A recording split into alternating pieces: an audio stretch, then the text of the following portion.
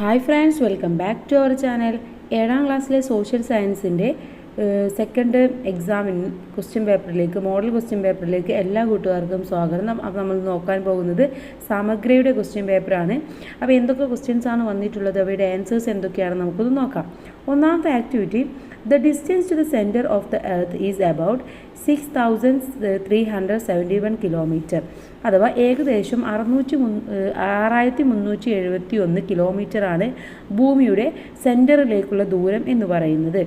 It is not possible for humans to understand about the earth's interior directly. അപ്പോൾ ഡയറക്റ്റായിട്ട് നമുക്ക് ഒരിക്കലും എർത്തിൻ്റെ ഇൻറ്റീരിയറിനെ കുറിച്ചിട്ട് മനസ്സിലാക്കുക എന്നുള്ളത് ഹ്യൂമൻസിന് എന്താണ് പോസിബിൾ ആയിട്ടുള്ള കാര്യം അല്ല. The knowledge about the interior of the earth is based on scientific studies and conclusions. അപ്പോൾ നമ്മുടെ ഇൻറ്റീരിയറിനെ കുറിച്ച് മനസ്സിലാക്കുന്നത് എങ്ങനെയാണ്?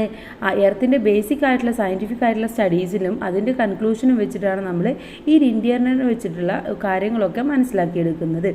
ഇതാണ് നമുക്ക് തന്നിട്ടുള്ള ഒരു സ്റ്റേറ്റ്മെൻ്റ് ആണ്. ഓക്കെ, ഇനി ഇതിൽ ചോദ്യം, how could we collect information about the interior of earth? ഏതൊക്കെ വഴിയിലൂടെയാണ് നമ്മൾ എർത്തിൻ്റെ ഇൻറ്റീരിയറിനെ കുറിച്ചുള്ള ഇൻഫർമേഷൻസൊക്കെ കളക്ട് ചെയ്യുന്നത്? എങ്ങനെയാണ്? നമ്മൾ ഒരുപാട് സംഭവങ്ങൾ ചെയ്യാറുണ്ട്. നമ്മുടെ ടെക്സ്റ്റ് ബുക്കിൽ പറയുന്നുണ്ട്, by examine materials that reach earth surface through organic eruptions. അപ്പോൾ ഓർഗാനിക് ഇറപ്ഷൻ ഉണ്ടാകുമ്പോൾ എന്തൊക്കെ മെറ്റീരിയൽസ് ആണോ എർത്തിൽ നിന്ന് വന്നത് അതിൽ നിന്നും നമ്മൾ മനസ്സിലാക്കാറുണ്ട്. From the information collected from mines ഖനനത്തിലൂടെ നമുക്ക് കിട്ടുന്ന സംഭവങ്ങളിലൂടെയും ഒക്കെ നമ്മൾ മനസ്സിലാക്കാറുണ്ട്. By analysing the motion of waves generated during earthquake അഥവാ ഭൂകമ്പമൊക്കെ ഉണ്ടാകുമ്പോൾ അതിൻ്റെ ആ ഒരു മൂവ്സും അതിൻ്റെ മോഷൻസൊക്കെ അനലൈസ് ചെയ്തുകൊണ്ട് നമ്മൾ മനസ്സിലാക്കാറുണ്ട്. അപ്പോൾ ഇതൊക്കെ പ്രധാനമായിട്ടും നമ്മൾ എർത്തിൻ്റെ ഇൻറ്റീരിയറിനെ കുറിച്ച് മനസ്സിലാക്കുന്ന വേ ആണ്. ഇനി ഇതിലെ ബി ചോദ്യം, which are the correct statement about ക്രസ്റ്റിനെ കുറിച്ച് തന്നിട്ടുള്ളതിൽ ഏതാണ് കറക്റ്റ് ആയിട്ടുള്ള statement? A, the crust has 2 parts, namely continental crust and oceanic crust. എന്താണ്? ക്രസ്റ്റിന് 2 പാർട്സ് ഉണ്ട്, ഒന്ന് കോണ്ടിനെൻ്റൽ ക്രസ്റ്റും മറ്റൊന്ന് ഓഷ്യാനിക് ക്രസ്റ്റും. B, it is formed by iron and nickel. ഇത് അയണും നിക്കലും ഉപയോഗിച്ചുകൊണ്ട് ഫോം ചെയ്തിട്ടുള്ളതാണ്. C, it has 2 parts, namely lithosphere and asthenosphere. ഇതിന് 2 പാർട്സ് ഉണ്ട്, ഒന്ന് ലിത്തോസ്ഫിയറും മറ്റൊന്ന് എസ്തനോസ്ഫിയറുമാണ്. D, the lithosphere is the outer most rocky part of the earth. എർത്തിൻ്റെ ഔട്ടറിലുള്ള വളരെ റോക്കി ആയിട്ടുള്ള ഒന്നാണ് ലിത്തോസ്ഫിയർ. ആ ഒരു പാർട്ടിനെയാണ് നമ്മൾ ലിത്തോസ്ഫിയർ എന്ന് പറയുന്നത്. ഇതിൽ ഏതൊക്കെയാണ് കൂട്ടുകാരെ കറക്റ്റ് ആയിട്ടുള്ളത്?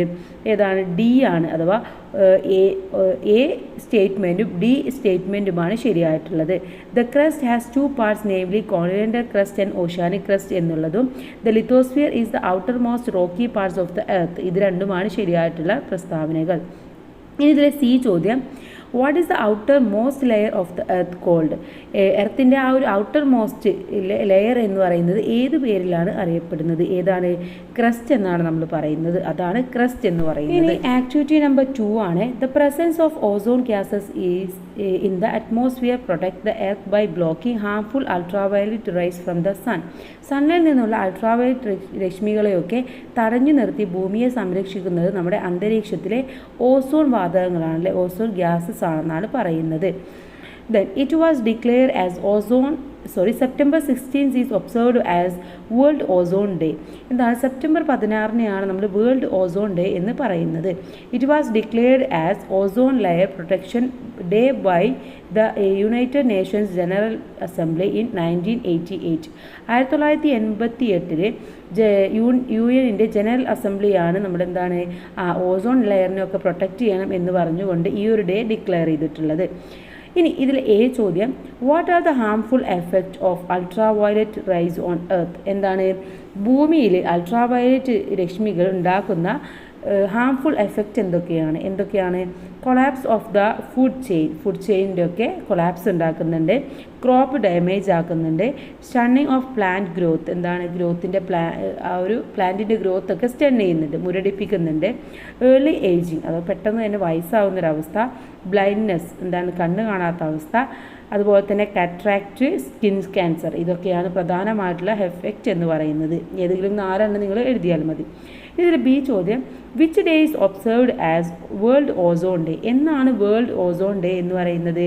സെപ്റ്റംബർ 16th ആണ്. ഓക്കെ, ഇനി ആക്ടിവിറ്റി നമ്പർ 3 ആണ്. Sub continents R large continental areas with the same variety of A variety of topographical features and climate as continent. എന്താണ്?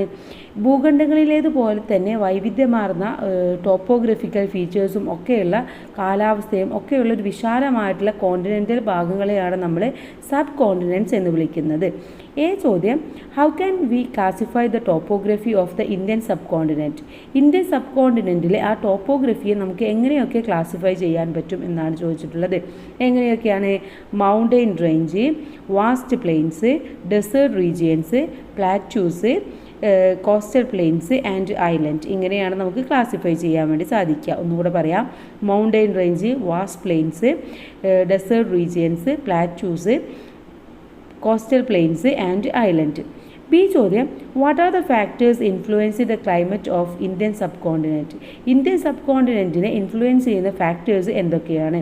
എന്താണ്? The latitude, the altitude, physiography, proximity to ocean, wind. ഇത്രയും കാര്യങ്ങളാണ് നമ്മുടെ Indian sub കോണ്ടിനെയും influence ചെയ്യുന്ന factors എന്ന് പറയുന്നത്. Activity number 4 ആണ്. The green revolution was a programme that massively increased the production of food grains using high yielding seeds, fertilisers, pesticides, new technologies, loans at low interest rates and scientific irrigations. എന്തൊക്കെയാണ്? നമ്മുടെ അത്യുൽപാദന ശേഷിയുള്ള വിത്തിനങ്ങൾ, അതുപോലെ തന്നെ pesticides, അതുപോലെ fertilisers, ഇതൊക്കെ ഉപയോഗിച്ചതുകൊണ്ടാണ് പുത്തൻ സാങ്കേതിക new technologies ഇതൊക്കെ ഉപയോഗിച്ചപ്പോൾ നമുക്ക് എന്ത് ചെയ്തു? നല്ല ഹൈ ഈൽഡിങ് കിട്ടി അല്ലേ? അതോ നല്ല വിളവും കാര്യങ്ങളൊക്കെ കിട്ടി. ഇതെന്ത് സംഭവിച്ചു? ഈ ഒരു വിളവ് കൂടിയപ്പോഴാണ് നമുക്ക് അവിടെ ഒരു ഗ്രീൻ റവല്യൂഷൻ സംഭവിച്ചത് എന്നാണ് പറയുന്നത്. ചോദ്യം, list any 2 advantages and disadvantages of green revolution. Green റവല്യൂഷൻ്റെ ഏതെങ്കിലും 2 അഡ്വാൻറ്റേജസും ഡിസ്അഡ്വാൻറ്റേജസും അഥവാ ബെനിഫിറ്റ്സും ലിമിറ്റേഷൻസും എഴുതാനാണ് പറഞ്ഞിട്ടുള്ളത്. എന്തൊക്കെയാണ് ബെനിഫിറ്റ്സ് അല്ലെങ്കിൽ അഡ്വാൻറ്റേജസ് എന്ന് പറയുന്നത്? Increase in the production of food ഗ്രെയിൻസിൻ്റെ പ്രൊഡക്ഷൻ ഇൻക്രീസ് ചെയ്തു. എൻഷ്യൂർഡ് സെൽഫ് സഫിഷ്യൻസി ഇൻ ഫുഡിൽ ഒരു സെൽഫ് സഫിഷ്യൻസി തന്നെ കൊണ്ടുവന്നു. The price of food grains dropped. ഫുഡിൻ്റെ ആ ഒരു പ്രൈസൊക്കെ ഒരു മിതമായ നിലയിൽ എത്തി. The black marketing and hoarding of food grains declined. പൂത്തിവെപ്പുകളും അത്തരത്തിലുള്ള സംഭവങ്ങളൊക്കെ അധപതിച്ചു, അതൊക്കെ ഇല്ലാതെയായി.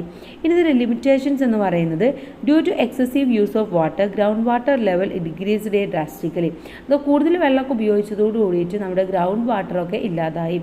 Excessive use of fertilisers and pesticides reduced natural fertility of the soil. അതുപോലെ പെസ്റ്റിസൈഡ്സും ഫെർട്ടിലൈസേഴ്സും ഒക്കെ കുറേ ഉപയോഗിച്ചപ്പോൾ നമ്മുടെ മണ്ണിൻ്റെ ആ ഒരു നാച്ചുറൽ ഫെർട്ടിലിറ്റി തന്നെ ഇല്ലാതാവുകയാണ് ചെയ്തിട്ടുള്ളത്.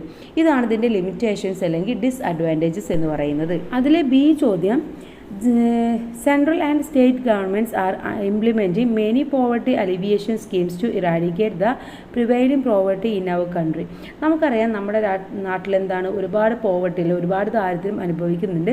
അപ്പോൾ അതിനൊക്കെ ഇറാഡിക്കേറ്റ് ചെയ്യാൻ വേണ്ടിയിട്ട് ഇല്ലാതാക്കാൻ വേണ്ടിയിട്ട് സെൻട്രൽ ഗവൺമെൻറ് സ്റ്റേറ്റ് ഗവൺമെൻറ്റൊക്കെ ഒരുപാട് അലീവിയേഷൻ സ്കീംസും പ്രോഗ്രാംസും ഒക്കെ ഉണ്ടാക്കിയിട്ടുണ്ട്. Write the names of 2 such project and their objectives. അപ്പോൾ ഏതെങ്കിലും 2 പ്രൊജക്റ്റും അതിൻ്റെ ഒബ്ജക്റ്റീവ്സും എഴുതാനാണ് പറഞ്ഞിട്ടുള്ളത്. ഏതൊക്കെയാണ്? ഒന്ന്, Mahatma Gandhi national rural employment guarantee scheme. അതെന്തിനാണ്? Adult with low income receive employment opportunities and income, അവർക്ക് വേണ്ടിയിട്ടാണ് ഈ ഒരു സ്കീമുള്ളത്. Next one, Pradhan Mantri Rozgar Yojana life plan to provide livelihood to dependence of victim of crime who are suffering financial hardship. അതുപോലെ തന്നെ Ayyankali urban employment guarantee scheme, public distribution system, PM Roshan mid day meal scheme for 1st to 8th grade school children, അതുപോലെ തന്നെ Subhiksha Keralam scheme. Okay, ഇതിൽ ഏതെങ്കിലും 2 നിങ്ങൾ എഴുതിയാൽ മതി, എല്ലാം കൂടെ എഴുതേണ്ട ആവശ്യമില്ല. ഇനി C, who is the known as the father of Indian green revolution. ആരാണ് ഇന്ത്യൻ ഗ്രീൻ റവല്യൂഷൻ്റെ ഫാദർ എന്ന് പറയുന്നത്? ആരാണ്? ഡോക്ടർ MS സ്വാമിനാഥനാണ്. Okay, doctor MS Swaminathan. ഇനി നമുക്ക് അടുത്ത ആക്ടിവിറ്റി 5ാമത്തേതാണ്. Majority of the people in India are engaged in agriculture. ഇന്ത്യയിലെ മെജോറിറ്റി ഓഫ് ആളുകൾ എന്താണ്? അഗ്രികൾച്ചറാണ് അതിൽ എൻഗേജ് ചെയ്തിട്ടുള്ളത്. Every crop has certain periods for sowing and harvesting. അപ്പോൾ ഓരോ ക്രോപ്പിനും ഓരോ വിത്തിനും ഓരോ സമയത്താണ് നമ്മൾ വിത്ത് ഇറക്കേണ്ടതും അത് ഹാർവെസ്റ്റ് ചെയ്യേണ്ടതും. There are mainly 3 agriculture seasons in India. ഇന്ത്യയിൽ പ്രധാനമായിട്ടും 3 അഗ്രികൾച്ചർ സീസൺസ് ആണുള്ളത്, നമുക്കറിയാം അല്ലേ? അപ്പോൾ അത് ബേസ് ചെയ്തിട്ടുള്ള ക്വസ്റ്റ്യൻ ആണ്. താഴെ ഒരു ടേബിൾ തന്നിട്ടുണ്ട്, അത് കംപ്ലീറ്റ് ചെയ്യണം. ഇവർ അഗ്രികൾച്ചർ സീസൺസും അതിൻ്റെ മന്ത്സും ക്രോപ്സുമാണ് ഉള്ളത്. അപ്പോൾ ഒന്നാമത്തേത് ഖാരിഫാണ്. ഖാരിഫിൻ്റെ മന്ത്സ് എന്ന് പറയുന്നത് ജൂൺ ജൂലൈ ആണ്. അത് ഏതൊക്കെ ക്രോപ്സ് ആണ്? നമ്മൾ പ്രധാനമായിട്ടും പാഡി, കോട്ടൺ, ജൂട്ട്, ജവർ, ബജ്ര ഇതൊക്കെയാണ് നമ്മൾ കൃഷി ചെയ്യാറുള്ളത്. ഇനി അടുത്തത് റാബിയാണ്. റാബി സീസൺ എന്ന് പറയുന്നത് ഒക്ടോബർ നവംബറിലാണ്. ഒക്ടോബർ നവംബറിലാണ്. ക്രോപ്സ് എന്ന് പറയുന്നത് വീറ്റ്, പൾസസ്, മസ്റ്റാർഡ് ഇതൊക്കെയാണ് നമ്മൾ ക്രോപ്സ് എന്ന് പറയുന്നത്. ഇതിൽ ഡി എന്ന് പറയുന്നത് അടുത്ത സീസൺ ഏതാണ്? സെയ്ദാണ്. സെയ്ദാണ്. അതിന് മന്ത്സ് എന്ന് പറയുന്നത് സമ്മർ സമയത്താണ്. ക്രോപ്സ് തന്നിട്ടുണ്ട് വാട്ടർമെലൻ, ക്യൂക്കമ്പർ, വെജിറ്റബിൾസ്, കാറ്റിൽ ഫീഡ് ക്രോപ്സ് ഇതൊക്കെയാണ് നമ്മൾ ആ സമയത്ത് കൾട്ടിവേറ്റ് ചെയ്യുന്നത്. ഇനി അടുത്തത് ബി ചോദ്യം, mark the state that കൾട്ടിവേറ്റ്സ് when in the map given below. താഴെ തന്നിട്ടുള്ള മാപ്പിൽ ഏതൊക്കെയാണ് കൾട്ടിവേറ്റ് ചെയ്യുന്ന വീറ്റ് കൾട്ടിവേറ്റ് ചെയ്യുന്നത് എവിടെയൊക്കെയാണെന്ന് മാർക്ക് ചെയ്യാനാണ്. എവിടെയൊക്കെയാണ്? ഉത്തർപ്രദേശ്, പഞ്ചാബ്, മധ്യപ്രദേശ്, ഹരിയാന ഇവിടങ്ങളിലൊക്കെയാണ് നമ്മൾ ഈ വീറ്റ് കൾട്ടിവേഷൻ എന്ന് പറയുന്നത്. ഇനി നമ്മൾ അടുത്ത പ്രവർത്തനത്തിലേക്കാണ് പോകുന്നത്. ആറാമത്തെ പ്രവർത്തനമാണ്. Gandhiji believed that the soul of India resides in the village and only through the development of the villages the progress of the country can be attained. അപ്പോൾ ഗാന്ധിജി വിശ്വസിച്ചിരുന്നു ഇന്ത്യയുടെ സോൾ എന്ന് പറയുന്നത് എവിടെയാണ്? വില്ലേജുകളിലാണെന്ന് വിശ്വസിച്ചിരുന്നു. അവിടെ ഒരു ഡെവലപ്മെൻറ്റ് ഉണ്ടായാൽ മാത്രമേ നമ്മുടെ കൺട്രി ആ ഒരു പ്രോഗ്രസ് അറ്റൈൻ ചെയ്യാൻ പറ്റുള്ളൂ, അല്ലെങ്കിൽ ആ പ്രോഗ്രസ്സിലേക്ക് എത്തിച്ചേരാൻ വേണ്ടി സാധിക്കുകയുള്ളൂ എന്ന് ഗാന്ധിജി വിശ്വസിച്ചിരുന്നു. എ ചോദ്യം, list Gandhiji's view on village development. Village ഡെവലപ്മെൻറ്റിനെ കുറിച്ചുള്ള ഗാന്ധിജിയുടെ വ്യൂ പോയിന്റുകൾ എന്തൊക്കെയാണ്? Villages should become fully self government republic. എന്താണ്? വില്ലേജുകളും എപ്പോഴും ഒരു സെൽഫ് ഗവൺമെൻറ് റിപ്പബ്ലിക് ആയിട്ട് മാറണം. അതുപോലെ തന്നെ attain self sufficiency in catering to the major needs of village. വില്ലേജിൽ പ്രധാനമായിട്ടുള്ള ആവശ്യങ്ങൾ എന്തൊക്കെയാണോ അതിലൊക്കെ അവരെന്താണ്? സെൽഫ് സഫിഷ്യൻറ്റ് ആയിരിക്കണം. അതുപോലെ mutual assistance with others should only happens when it's absolutely necessary. ഒരാൾക്കൊരു ആവശ്യം വന്നു കഴിഞ്ഞാൽ നമ്മളത് മനസ്സിലാക്കി അതിന് ഹെൽപ്പ് ചെയ്യാനുള്ള ഒരു അസിസ്റ്റൻ്റ് കൊടുക്കാനുള്ള ഒരു മ്യൂച്വൽ അണ്ടർസ്റ്റാൻഡിങ് ഉണ്ടായിരിക്കണം.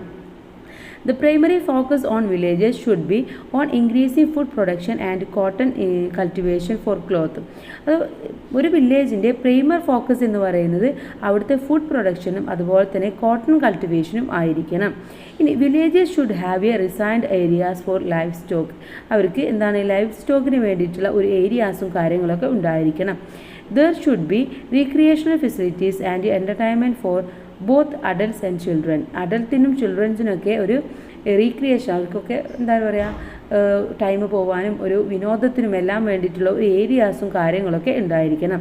Land should be used exclusively for cultivation and production. Land എന്ന് പറയുന്നത് എപ്പോഴും കൾട്ടിവേഷനും പ്രൊഡക്ഷനും വേണ്ടിയിട്ട് ഉപയോഗിക്കുന്ന തരത്തിൽ ആയിരിക്കണം. ഇതിലെ ബി ചോദ്യം, what are the characteristics of decentralisation. ഡീസെൻട്രലൈസേഷൻ്റെ ക്യാരക്ടറിസ്റ്റിക്സ് എന്തൊക്കെയാണ്? Importance to regional development. Regional ഡെവലപ്മെൻറ്റിനായിരിക്കണം ഇമ്പോർട്ടൻസ് കൊടുക്കേണ്ടത്. Developmental needs get a prioritised. Development of the local economy. Local എക്കണോമിയുടെ ഡെവലപ്മെൻറ്റിന് ഇമ്പോർട്ടൻസ് കൊടുക്കണം. അതുപോലെ തന്നെ marginalised get a leadership and administrative experiences. Marginalised ആയിട്ടുള്ള ആളുകൾക്കൊക്കെ ലീഡർഷിപ്പും അഡ്മിനിസ്ട്രേറ്റീവ് എക്സ്പീരിയൻസും ഒക്കെ കൊടുക്കുക. Common people have more power and participation in the administration. Common പീപ്പിളിന്, അത് സാധാരണ ആളുകൾക്കൊക്കെ അവിടെ എന്താണ്? അവർക്ക് നല്ല പവറും ഒരു പാർട്ടിസിപ്പേഷനൊക്കെ അഡ്മിനിസ്ട്രേഷൻ കാര്യങ്ങൾ ഉണ്ടായിരിക്കണം. ഇതിൽ ഏതെങ്കിലും രണ്ടെണ്ണം മാത്രം നിങ്ങളിവിടെ എഴുതിയാൽ മതി. ഇതിലെ സി ചോദ്യം, according to the recommendations of Balwant Rai Mehta committee which state established Panchayat Raj for the first time in India. ഇന്ത്യയിൽ പഞ്ചായത്ത് രാജ് സിസ്റ്റം കൊണ്ടുവന്നിട്ടുള്ള ആദ്യത്തെ സ്ഥലം ഏതായിരുന്നു? എവിടെയായിരുന്നു? രാജസ്ഥാനിലായിരുന്നു. രാജസ്ഥാനിലായിരുന്നു ആദ്യമായിട്ട് നമ്മുടെ പഞ്ചായത്ത് രാജ് കൊണ്ടുവന്നിട്ടുണ്ടായിരുന്നത്. ബൽവന്ത് റായ് മെഹ്ത്ത കമ്മിറ്റിയുടെ ശുപാർശ പ്രകാരം ആയിരുന്നു. ഇനി അടുത്തത് ഏഴാമത്തെ ആക്ടിവിറ്റിയാണ്. Maps are a great source of information and we use different maps for a variety of purpose in our daily life. നമ്മുടെ നിത്യജീവിതത്തിൽ മാപ്പ് എന്ന് പറയുന്നത് എന്താണ്? നമ്മൾ ഒരുപാട് കാര്യങ്ങൾക്ക് ഉപയോഗിക്കുന്നുണ്ട് അല്ലേ? അപ്പോൾ ഒരു സോഴ്സ് ഓഫ് ഇൻഫർമേഷൻ തന്നെയാണ് മാപ്പ് എന്ന് നമുക്ക് പറയാം. We use everything from printed maps on paper to digital papered maps. അപ്പോൾ എന്താണ്? പ്രിൻറ്റഡ് മാപ്സിൽ നിന്നും അത് ഡിജിറ്റൽ പേപ്പറിലേക്ക് ഇന്ന് നമ്മൾ മാറ്റിക്കൊണ്ടിരിക്കുകയാണ്, ഇന്ന് നമ്മൾ ഉപയോഗിച്ചു കൊണ്ടിരിക്കുകയാണ്.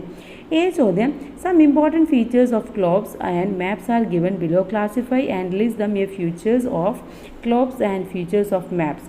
താഴെ നമുക്ക് ഒരുപാട് സ്റ്റേറ്റ്മെൻറ്റ് തന്നിട്ടുണ്ട്, ഒരുപാട് ഫീച്ചേഴ്സ് തന്നിട്ടുണ്ട്. അത് നമ്മൾ എന്ത് ചെയ്യണം, മാപ്പ് എന്നും ഗ്ലോബ് എന്നും രണ്ടായിട്ട് ക്ലാസിഫൈ ചെയ്ത് എഴുതണം എന്നാണ് പറഞ്ഞിട്ടുള്ളത്.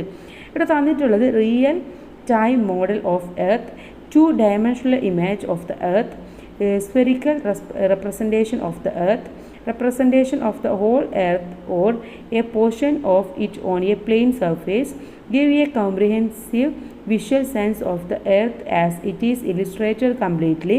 Latitude and longitude are illustrated as straight lines. Longitudinal lines are illustrated as semicircles and latitudinal lines are illustrated as concentric circles. Very useful for collecting information of a specific place and for planning the route for a trip. ഇത്രയുമാണ് തന്നിട്ടുള്ളത്. ഇതിൽ ഏതൊക്കെയാണ് ഗ്ലോബുമായി ബന്ധപ്പെട്ടത്? A real model of the earth എന്നുള്ളത്, spherical representation of the earth എന്നുള്ളത്, gives a comprehensive visual sense of the earth as it is illustrated completely. അതുപോലെ തന്നെ longitudinal lines are illustrated as semi circles and latitudinal lines are illustrated a concentric circles. ഇത്രയുമാണ് ഗ്ലോബുമായിട്ട് ബന്ധപ്പെട്ടത്. ഇനി അടുത്തത് മാപ്പുമായി ബന്ധപ്പെട്ടത് 2-dimensional image of the earth എന്നുള്ളത്, representation of the whole earth or a portion of it A plain surface, latitude or longitude are illustrated as straight lines. അതുപോലെ തന്നെ very useful for collecting information of a specific place and for planning the route for a trip. ഇത്രയുമാണ് മാപ്പുമായിട്ട് ബന്ധപ്പെട്ടുള്ള statement അല്ലെങ്കിൽ features. ഇതിലെ B ചോദ്യം in which period was the oldest known map made. എപ്പോഴാണ് oldest ആയിട്ടുള്ള ആ മാപ്പ് ഉണ്ടാക്കിയിട്ടുള്ളത്, ഏത് സമയത്തായിരുന്നു? ഓപ്ഷൻസ് BCE 2500, BCE 4000, അതുപോലെ തന്നെ BCE 3000. ഇതിലെ ആൻസർ ഏതാണ്? BCE 2500 എന്നുള്ളതാണ്. നെക്സ്റ്റ് ആക്ടിവിറ്റി നമ്പർ 8 ആണ്, ലാസ്റ്റ് ആക്ടിവിറ്റി ആണ്. Food security means ensuring that everyone in a community always has access to adequate amount of safe, nutrients, food and the condition necessary to obtain it. എന്തൊക്കെയാണ്? ഒരു സമൂഹത്തിലെ എല്ലാവർക്കും എല്ലായ്പ്പോഴും അവർക്ക് അർഹമായിട്ടുള്ള അളവിൽ സുരക്ഷിതത്വവും അതുപോലെ തന്നെ ന്യൂട്രിയൻ്റ് ആയിട്ടുള്ള ഫുഡും കാര്യങ്ങളൊക്കെ ലഭിക്കുമ്പോഴാണ് അവിടെ എന്തുന്നത് ആവശ്യമായിട്ടുള്ള സാഹചര്യം ഉറപ്പുവരുത്തണം. അതിനെയാണ് നമ്മൾ ഫുഡ് സെക്യൂരിറ്റി എന്ന് പറയുന്നത്. Through we are trying to ensure food security through increased food production and a streamlined food distribution system, we are still facing some challenges. അപ്പോൾ ഇതിനൊക്കെ വേണ്ടിയിട്ട് നമ്മൾ ഒരുപാട് കാര്യങ്ങൾ അല്ലേ, എന്തൊക്കെയാണ് പൊതുവിതരണ കേന്ദ്രങ്ങൾ, സമ്പ്രദായങ്ങൾ അതൊക്കെ നടപ്പിലാക്കി വരുന്നുണ്ട്. പക്ഷേ ഇന്നും എന്താണ് ഒരുപാട് ചലഞ്ചസ് ഫേസ് ചെയ്യുന്നുണ്ടെന്നാണ് പറയുന്നത്. ചോദ്യം why can we ensure food security. എന്തുകൊണ്ടാണ് നമുക്ക് ഭക്ഷ്യസുരക്ഷ ഉറപ്പുവരുത്താൻ വേണ്ടി കഴിയാത്തത്? എന്തൊക്കെയാണ്? ഒന്ന് population growth, lack of interest in agriculture, natural disaster, unemployment, absence of subsidies, war. ഇതൊക്കെയാണ് മെയിനായിട്ടുള്ള കാരണങ്ങൾ. ഇതൊക്കെ കൊണ്ടാണ് നമുക്ക് എന്താണ് ഫുഡ് സെക്യൂരിറ്റി ഇല്ല എന്ന് പറയുന്നത്. ഇതൊക്കെ സംഭവിച്ചു കഴിഞ്ഞാൽ അവിടെ ഫുഡ് സെക്യൂരിറ്റി നമുക്ക് ഉണ്ടാവില്ല. അപ്പോൾ പിന്നെ അത് വീണ്ടും നടപ്പിലാക്കി പെട്ടെന്ന് തന്നെ നമുക്ക് നടപ്പിലാക്കാൻ സാധിക്കില്ല, കുറച്ച് സമയമെടുക്കും അല്ലേ. ഇനി ഇതിലെ ബി ചോദ്യം which are the government institutions that distribute food grains at subsidies right, find and more complete the list. എന്തൊക്കെയാണ് സബ്സിഡി പരമായിട്ട് ഏതൊക്കെ ഗവൺമെൻറ് സ്ഥാപനങ്ങളിലൂടെയാണ് നമുക്ക് ഇത്തരത്തിൽ ഭക്ഷ്യസുരക്ഷ അല്ലെങ്കിൽ ധാന്യങ്ങൾ വിതരണം ചെയ്യുന്നത് ലിസ്റ്റ് ചെയ്യാനാണ് പറഞ്ഞിട്ടുള്ളത്.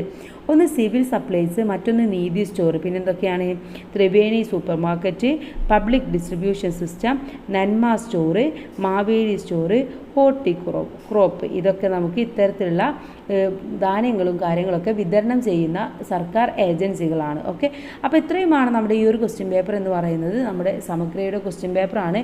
അപ്പോൾ ഏകദേശം ഇതേ മോഡലൊക്കെ തന്നെയായിരിക്കും നിങ്ങൾക്ക് ക്വസ്റ്റ്യൻസ് വരുന്നത്. അപ്പോൾ എല്ലാവരും നന്നായിട്ട് വായിച്ച് പഠിച്ച് മനസ്സിലാക്കി വെക്കുക.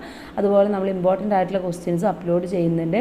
അപ്പോൾ അതും കൂടെ കൂട്ടുകാർ കണ്ടു കഴിഞ്ഞാൽ എക്സാമിന് നല്ല മാർക്ക് തന്നെ നിങ്ങൾക്ക് സ്കോർ ചെയ്യാൻ വേണ്ടി കഴിയും. അപ്പോൾ എല്ലാവർക്കും നല്ല മാർക്ക് തന്നെ കിട്ടിയിട്ട് താങ്ക്സ് ഫോർ വാച്ചിങ്.